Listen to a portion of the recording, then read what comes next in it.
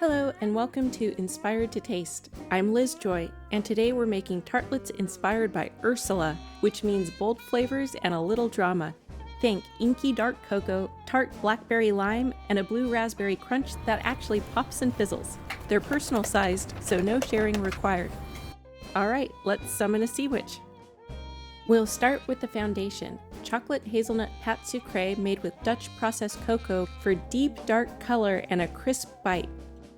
Begin by sifting the dry ingredients. 10 grams of cornstarch, 35 grams of Dutch processed cocoa powder, 30 grams of hazelnut flour,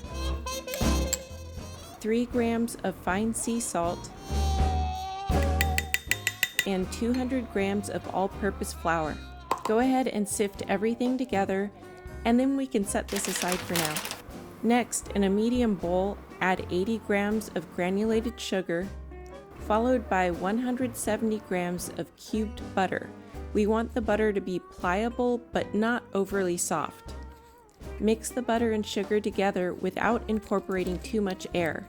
You can also use a stand mixer with a paddle attachment. Then add 1 egg yolk and mix again.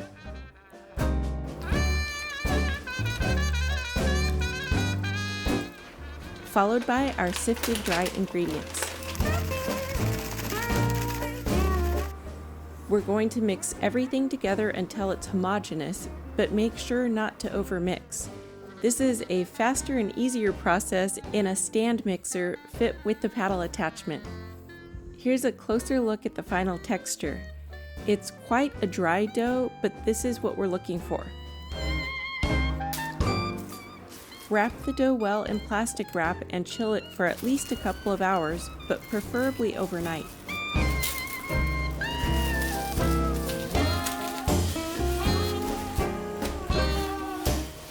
I'm going to start with cookie toppers, rolling the chilled dough to 1/8 inch thickness or about 3 millimeters. I like to laminate my templates when hand cutting cookies because they hold up better and you can wipe them down. I'll sometimes reuse the templates for fondant toppers, so being able to disinfect them with alcohol is a must.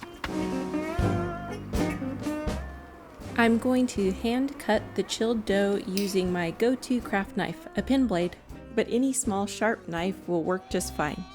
After I've rolled the dough, I always pop it into the freezer for about 10 to 15 minutes. It makes cutting so much easier. If the dough warms up while you're working, just toss it back in for a bit before continuing. Then, once the shapes are cut, they go back into the freezer again before baking on a perforated mat. It's the easiest way to keep everything crisp and clean.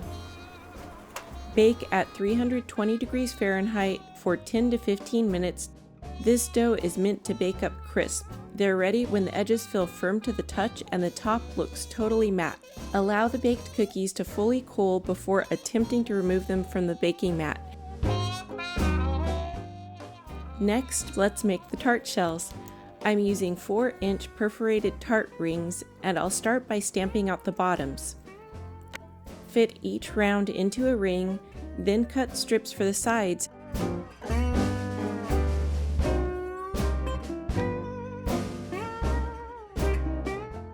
Trim any excess, make sure the strip is fully sitting on the bottom, and press it firmly against the edge of the ring. Chill again if it starts to soften, then trim the top edge. Dock the bottoms with a fork and bake at 320 degrees Fahrenheit for about 18 to 22 minutes until the edges feel nice and firm. Here's a finished shell. It's nice and crisp, but will still melt in the mouth. I also want to share one final tip. If these will be filled with a moist filling, please consider coating the interior with a thin layer of chocolate, cocoa butter, or even compound chocolate. Next up, let's make the blackberry lime compote. This is the sharp, juicy bite under all the drama. We'll start by adding 300 grams of fresh or frozen blackberries to a small saucepan. Add to that 50 grams of granulated sugar, the zest of 1 lime, and a pinch of fine sea salt. Stir occasionally until the berries release their juices and begin to break down, which should take about 3 to 5 minutes. Add 1½ tablespoon of lime juice and ½ teaspoon of vanilla bean paste.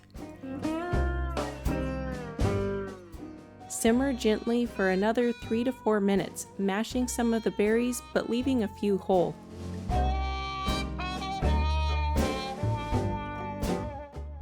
Stir in a cornstarch slurry made from 8 grams of cornstarch mixed with 1 tablespoon of cold water.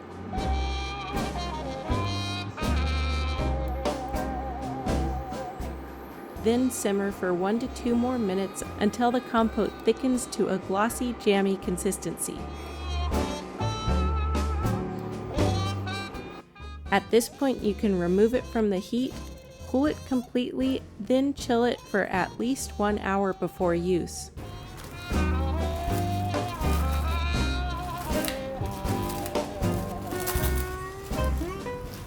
Extra compote? It's incredible on vanilla ice cream, spooned into oatmeal, or spread on brioche. Here's the lush layer, a soft set blackberry mousse with lime and mascarpone. It's structured enough to hold its shape, but silky enough to melt in your mouth. Start by blooming 3 grams of powdered gelatin in 18 grams of cold water. To prepare the fruit base, in a small saucepan, add 100 grams of blackberry puree,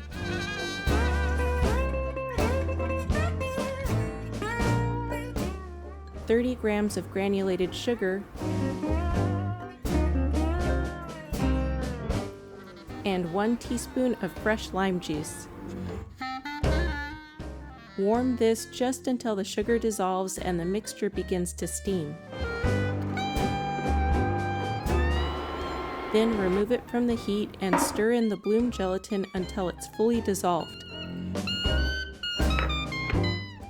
Then allow the mixture to cool to room temperature. This matters. If the blackberry base is too warm, it'll melt the whipped cream and the mousse will lose that lovely light texture we're looking for. Whisk 30 grams of room temperature mascarpone until it's completely smooth and lump-free. Add 60 grams of cold heavy cream and whip to soft peaks.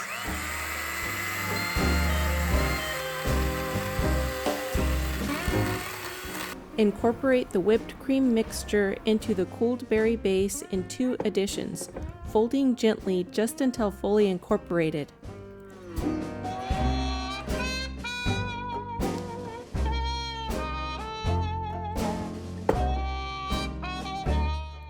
I also added a couple drops of food coloring to push the hue a little more purple.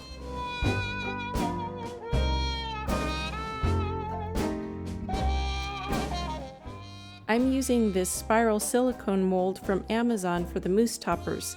Pipe the mousse straight into the cavities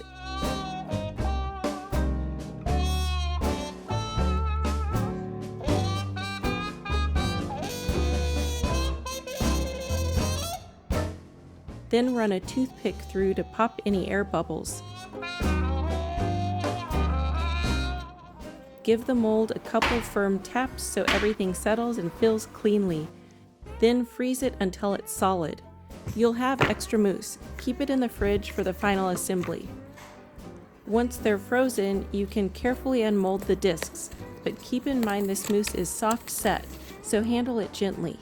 Once they're out, keep them wrapped and frozen for the final build.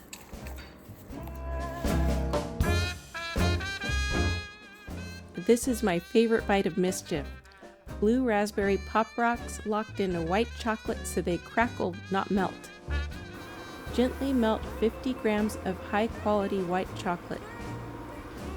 Add 15 grams of neutral oil. I used hazelnut oil. This is to thin the chocolate so it flows better when encapsulating the Pop Rocks.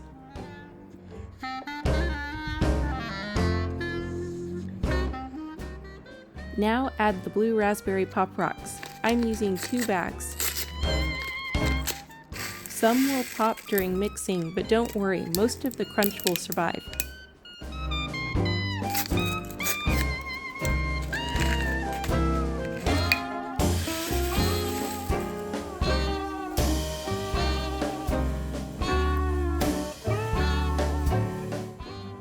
Spread it into a thin layer on parchment, then chill until fully set.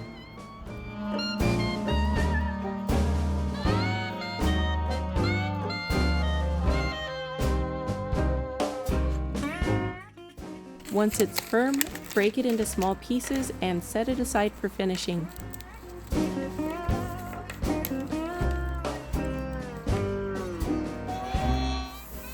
It's time for the Sea Witch details. Let's ice, paint, zhuzh, and accessorize these tentacle frames. I'm icing the frame in 2 shades of royal icing, starting with navy. In order to keep the sections crisp and separated, I'm going to ice every other segment first, let that crust for about 10 minutes, then come back and fill in the remaining navy sections. I'm using piping consistency royal icing for a bit of puff. You can find my go-to recipe linked in the description below.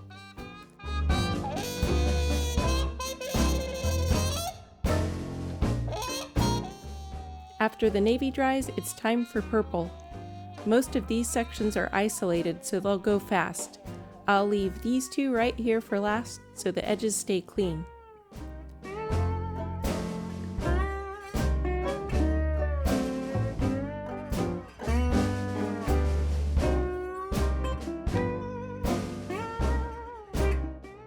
Once everything's been iced, allow the frames to dry completely. Then we'll paint blue-toned highlights onto the navy sections. This is the first layer of a slightly cartoonish sea creature shine. It doesn't need to be perfect, just swipe a few loose strokes toward the center of each segment to give them a bit more roundness.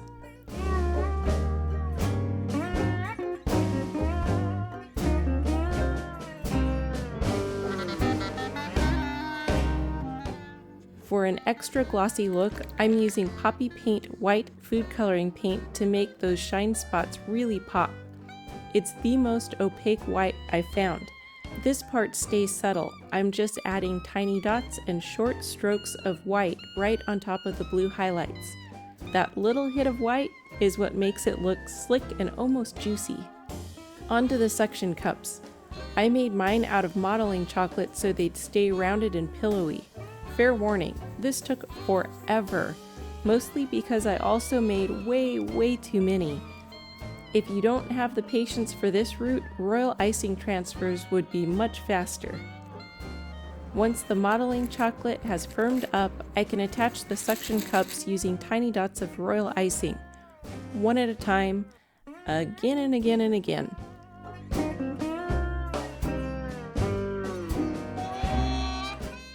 In the end, it was worth the headache. Ursula is probably feeling pretty smug about this one. Time to summon the final form. Let's stack the layers and add some finishing touches.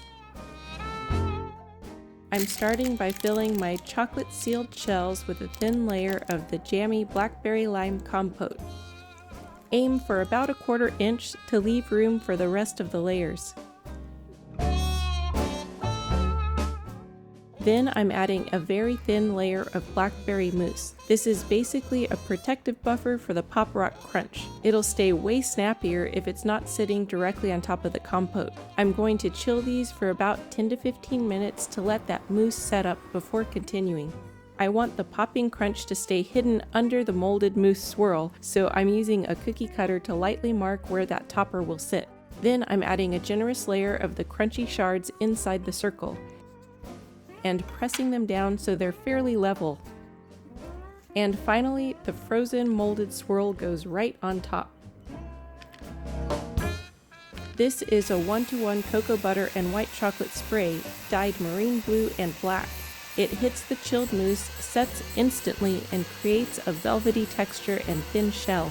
After a quick chill in the fridge to firm everything up, I'm adding a few light blue brush strokes of food coloring paint for more of that dramatic glossy effect, and it also emphasizes the hypnotic shape of the spiral. Just use a really light touch here because the mousse is still delicate. And if you're willing to commit to the drama, add a little edible glitter and some sparkly bakery bling sprinkles. To attach the frame, I made a firm set blackberry white chocolate ganache. I didn't catch footage of the recipe, but I'll include it in the description below. Pipe it tall enough that the frame can perch over the mousse swirl, then press the frame gently to set. One last bit of Sea Witch styling, tiny cast chocolate nautilus shells and royal icing starfish transfers. And that does it. Let's take a look at the finished tartlets and then dig in. 3, 2, 1.